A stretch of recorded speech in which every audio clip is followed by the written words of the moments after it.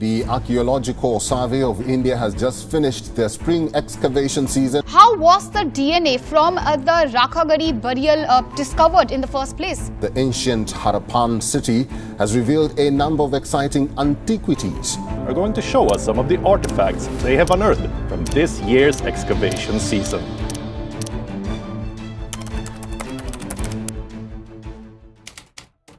Some 40 skeletons were found on the site.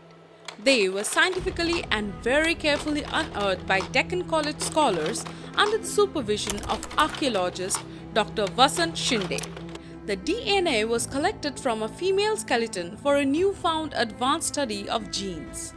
It was then sent for study in 3 places. The first, to Harvard's most prestigious advanced lab, aka David Reich Lab for Ancient DNA Research. The second one to a lab in Korea, and the third in India itself. Some of the best geneticists gathered together to study the ancient sample by themselves. Such were the findings of DNA sample that was all set to change the course of history. The results revealed that the DNA of the Rakagari female skeleton matched with the ancestral DNA of most of the Indian population of the modern world. It was published later in Cell magazine, a leading biology journal.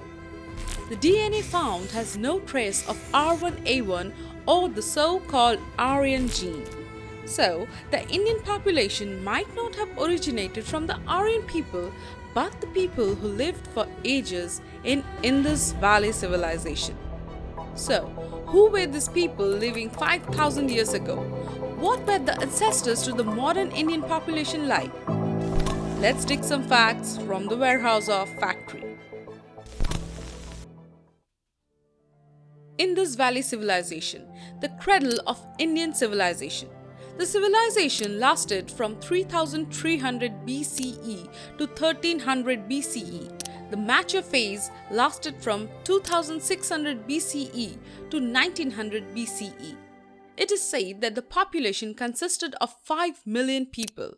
At first, the city of Harappa was excavated during the era of British rule in India. Then a year later, the city of Mohenjo was unearthed. The civilization extended from Afghanistan to Yamuna River basin in the east, near to Delhi, the capital of India. From the border of Nepal in the northern region to the Gulf of Khambhat, situated in southern parts of India. Such was the vastness of the largest and one of the oldest civilizations. Since the land was fed by the 6 tributaries of Indus River and the Saraswati River, it is also known as Sapta Sindhu Sabhyata in Hindi. So, what did the cities look like?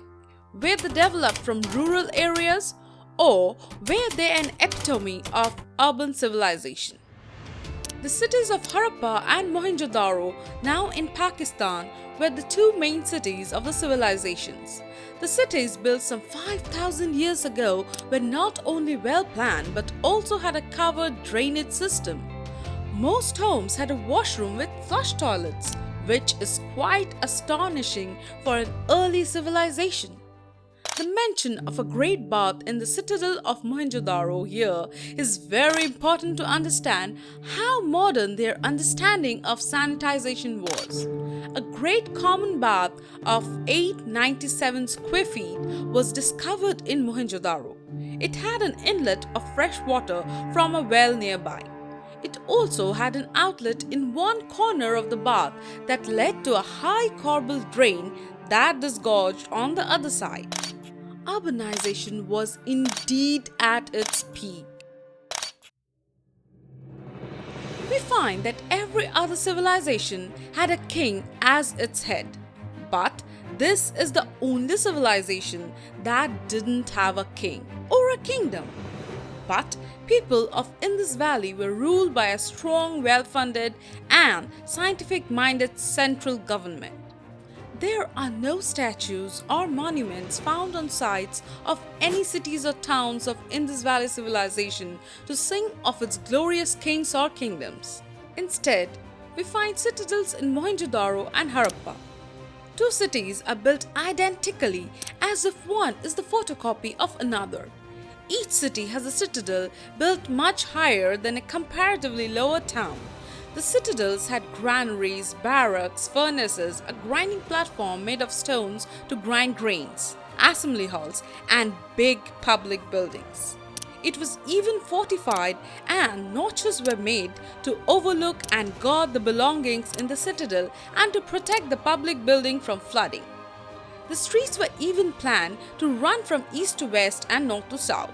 Houses had wind catchers, a technology used in Persia to keep the indoors airy and cool.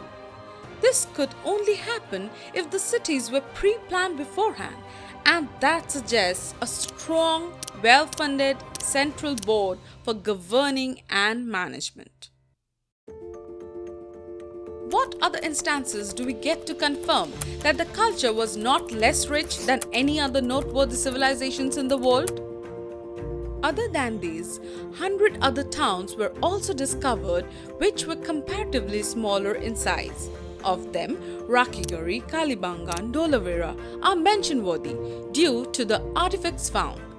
The stone sculptures, bronze statues, beautifully painted clay pots, clay, ivory, gold, agate jewellery, bronze and clay utensils speak of high craftsmanship and artistry of the civilization. The statues of the king priest, the bronze dancing girl from Mohenjo are a matter of awe in the eyes of the whole world. Various beads and jewelries of metals like gold, silver, bronze and semi-precious stones like agate, amazonite, carnelian, chalcedony, jasper, lapis lazuli, ivory, bone shells have been discovered in these areas. Mainly, they use stone beads and terracotta to make jewelry. They even used to trade in these semi-precious stones with the other civilizations, with a special mention to Egyptians.